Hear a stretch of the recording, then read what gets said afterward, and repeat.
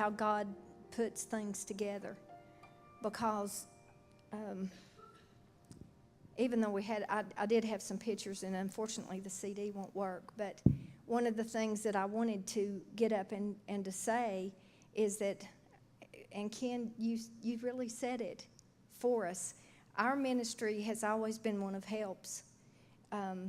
We are not preachers or teachers or any of those things, and our ministry has been based on exactly what you said. We go and do what we know to do, and while we're doing it, we try to show Christ in a way that people can relate to. And that's really what Seed Sowers has been about for the last 25 years.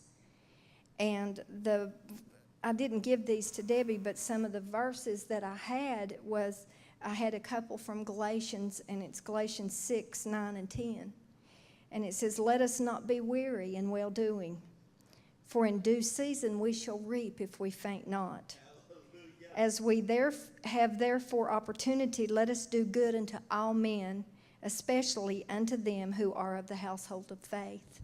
And I'm just sitting back there in awe of what you said, because I thought, this is perfect. He has encapsulated India and Romania and every mission that we're involved in. The men that have gone to Texas, they have gone and they're doing what they know to do, which is to help with construction and to feed people and to do. They right now are being the hands and feet of Jesus. And it is a thrilling thought that God has given each and every one of us the opportunity, whether that it's Romania, whether that it's India, whether that it's here, across the street maybe from your home, that God will give you the opportunity to do good unto all men. And one of the things, being a ministry of helps, God has graciously granted us opportunity to help other ministries that have been in Romania. And one of the ones that we have grown just so excited about is Elder Orphan Care. And they minister to the elderly at risk in Romania. When we first went, unfortunately, Callie could not be here tonight, Callie Johnson, but she went on the trip with us. Hannah went on the trip with us, my granddaughter, and David and myself this past summer. And when we first started, we introduced them to the things that were really normal for us, which was Vacation Bible School and those kind of things, and just going into churches and encouraging the pastors to help them. And I was amazed at how quickly that they fell into the routine. And especially with Hannah, being a teenager, you're not really sure how are they going to do in this situation. And I have to say, she stepped up to the plate and hit the ball out of the ballpark. And it was a blessing to just watch her with those children, because some of the times, again, what we do is, you're not necessarily in a situation where you're actually preaching to somebody. But after being out all day and going and doing the work that we did, and you're really tired. In Romania in the summer, it doesn't get dark till 11. And so the kids, around 9 o'clock, it's cool. It's a nice time to play. And they would come and knock on the door, and Hannah and Callie, David and I stuck to the chairs most of the time, but they would play soccer with them, and Hannah would get on the bicycle with the little girl next door and ride up to the store, and she had spending money, so she would take her money and buy ice cream for all the kids that were at the house. And they would come back and they would play till dark, and yet the next morning we were still back up at 6. And, so it never missed a beat. And so her ministry to them, I hear from them constantly on Facebook. How is Hannah doing? Is she coming back? And so they fell in love with her. But I want to focus also on what we did with Elder Orphan Care. David and I know that in ministry, changes happen. They've already happened with us. That's part of the job. And sometimes you look and say, Lord, what are you doing? I'm comfortable in this. I don't want to move here. I don't want to change this. But that change is good because God opens up opportunities from what is good can be great. And I've seen that so many times with us and with others. Actually, Debbie, if you could play that video, if it's going to work right now. This is really quick. Crăciun fericit. That's Romanian for Merry Christmas. Hey, it may be September 10th, but we're getting ready with our Christmas Stockings of Joy kickoff today at Crossroads Church in Concord, North Carolina. Please, if you're local to the area, come by between now and 12:30 this week, next week, for 2 more weeks. Our deadline is October 1st. All you have to do is pick up one of these packets. It'll tell you everything to do to be a blessing to an elderly or frail person in Romania this year. Our team is going to Romania November 26th. We will hand deliver these stockings, but they won't be flat, they'll be fat. We're going to take your $15 donations. Our team will go to Romania. We'll buy the special items there, treats and gifts. We'll make these flat homemade stockings fat, and then we'll deliver them to, this year, 500 elderly in need in Romania. So pick up a packet, and then this year we're doing it a little different. You'll get a packet. You won't know for sure where your stocking will go, but it will go to an at-risk elderly in Romania, and then you'll pick up a prayer card. And this will be for you to pray for a person in Romania that will be receiving some of our Christmas stockings of joy. Crăciun fericit! Now this is that I'm going to be going back in November to do. But during the summer, we also spent a good deal of time because Kim's team came in about halfway during the time that Hannah and Callie were there. So the first week we worked mainly with children, but then the second week that they were there, we worked with the elderly. And it's, we took in gifts and just simple things like a banana or a pack of cookies. But the main thing was just visiting with them and then giving them pictures. They loved to receive the pictures that were taken the year before. And Kim had actually gotten a portable printer, so she was able to print the pictures right then, and we would take them back the next day. And it was the most thrilling thing that you've ever seen. What I have asked Hannah, I asked her to really share something, that touched her the most. And when she came in here and sat down, God had already worked to change her mind. So I'm just going to ask her to share a bit.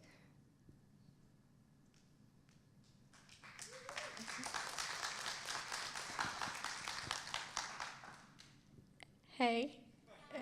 Okay, so I was originally not going to talk about this because I felt like I was just going to speak of the kids because my heart, I love kids. I just love the kids. But when Pastor Bob got up and started talking, the verse, he said, the one where it's like, cast all your anxieties upon him, was a verse that was given to me while I was there by a man that could not speak. He could not move. His whole body was paralyzed except one hand, his non-dominant hand that he had taught himself to write in. And all he would do all day was sit there and copy verses from the Bible. It was all he couldn't speak, but he was sharing Christ the only way he could. And he had given me a list of verses in Romanian. I had no clue what they said, and he had given everyone some. And so I was like, okay, this is interesting. And I went and looked up and translated what they said, and it was just what I needed to hear. And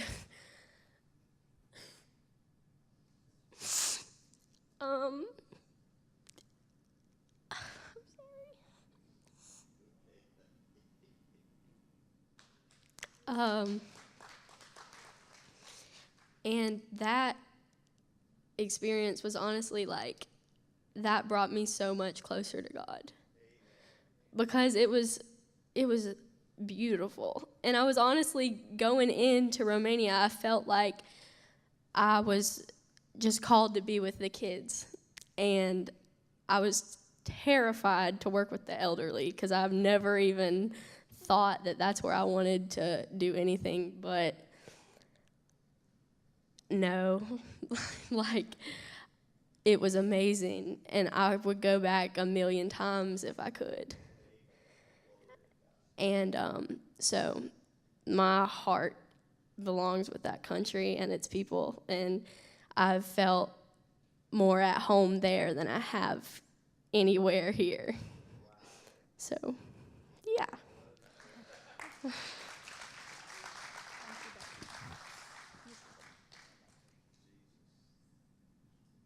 That man's name was Constantine, and he continues to encourage everyone that comes in there through his poems, his verses, the writings, every page that he gave us, each and every one of us, it was exactly what we needed to hear at the time.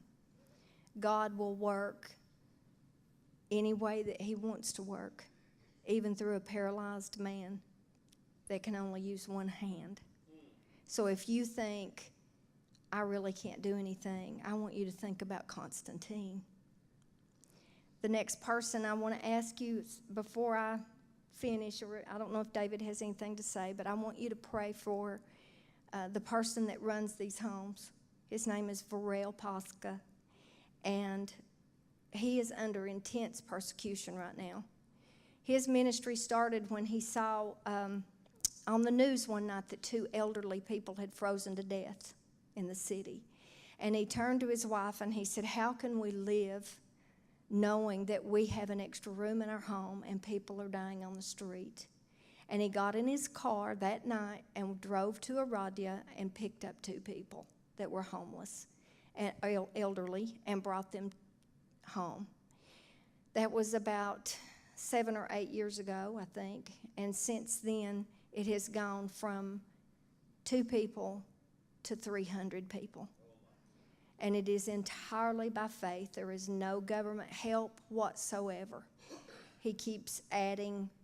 People have helped him to give funds to buy more places to renovate these. And they're nice. I mean, they're probably not what we would say. We'd look at some of our nursing homes and we think that's wonderful. They're great. But when you have nowhere to go, this is awesome, what he does. And he truly cares. And his staff has grown. But he's under a lot of persecution. Just last week, he's always been able to go and get the prescriptions for the people that have the ID cards. In Romania, you have to have an ID card. Well, not everybody has one. And you're really in trouble if you don't have an ID card. And he's always been able to get their medicine. And they said, not this time. You have to bring them. And he said, these people are paralyzed. One of them was Constantine. He said, what am I supposed to do with them?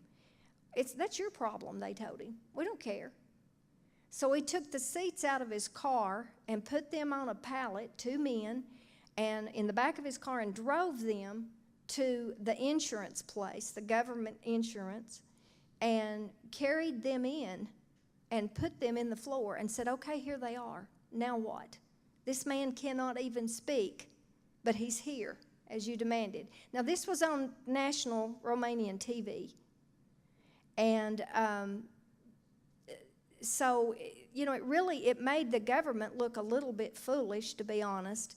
But it also brought a lot of persecution on him, saying, oh, you're not following the law. You're not doing this. You're not doing that. Right now, he's discouraged. And one of the things that we are hoping to do in November is to greatly encourage him, to encourage his residents, because he doesn't go and look for people anymore. They're brought to him from all over the country. everybody knows about, it's called the Grove.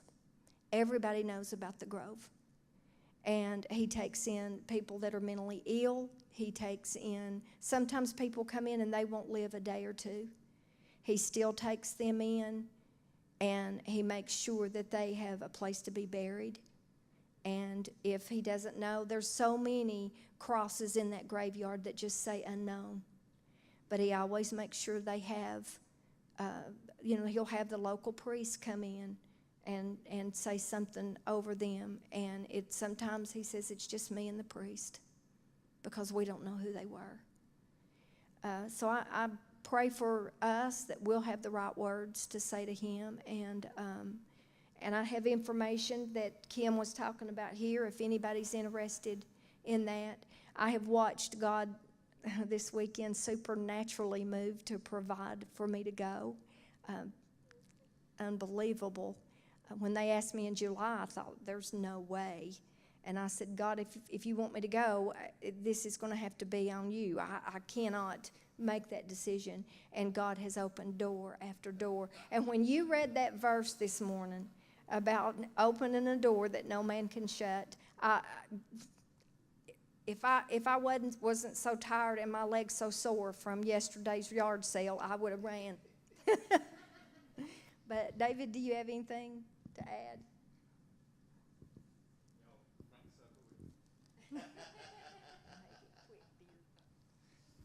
No, I'll try to make this quick.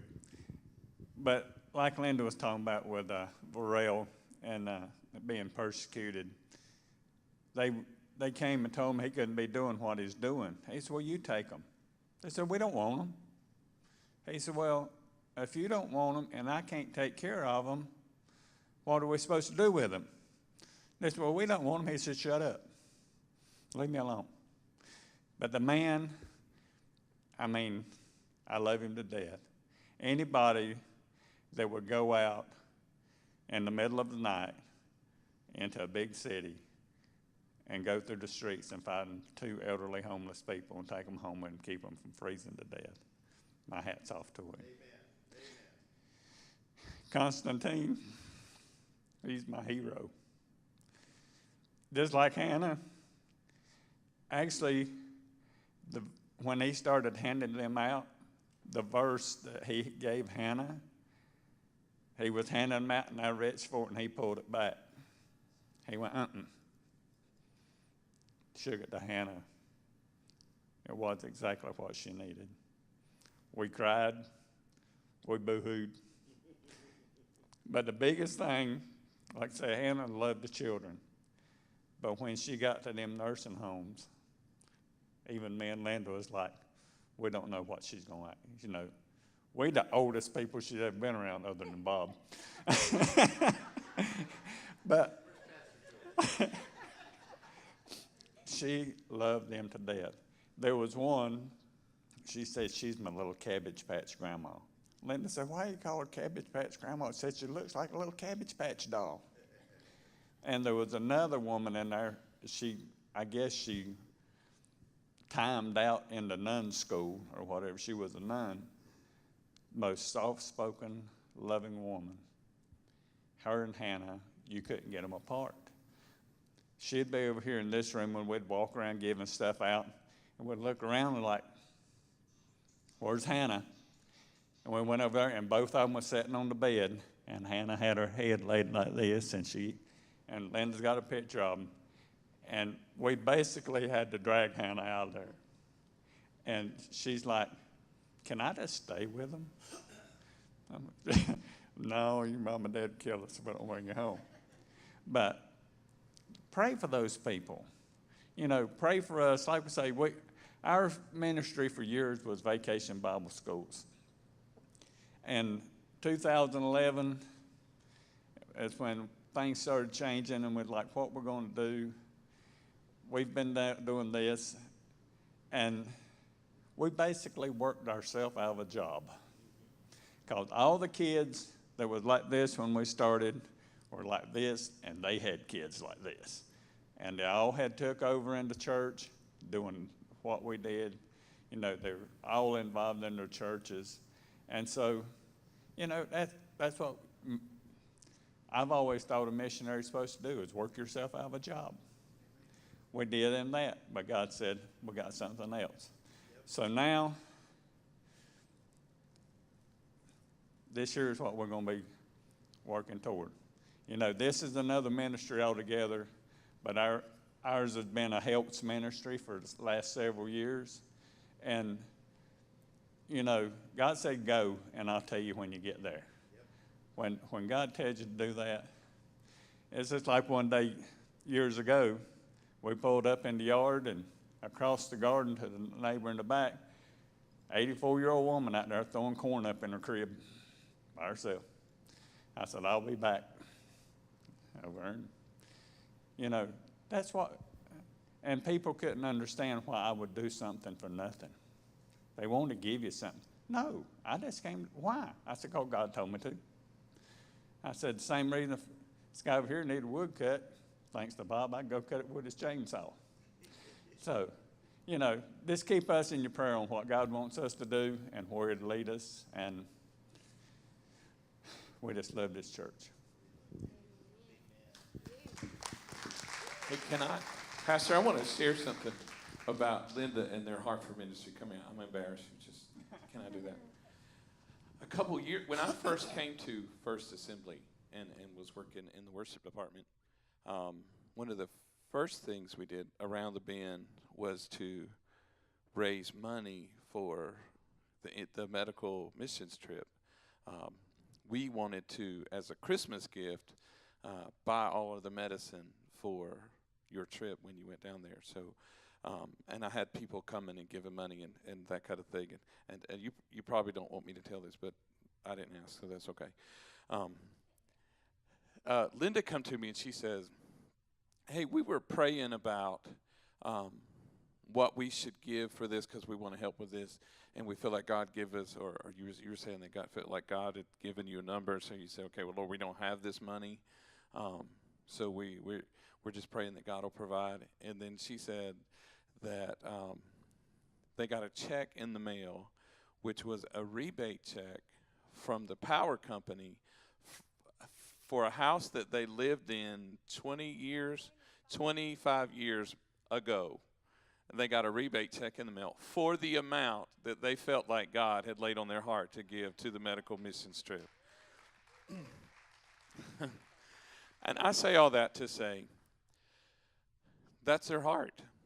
And what a joy it is that we get to come along beside them and walk this thing out with them. Thank y'all. I just wanted to share that. Pastor Bob's coming. What a privilege. What a privilege. I was just thinking, can we sing this little song? Sure. What a friend we have in Jesus. Oh.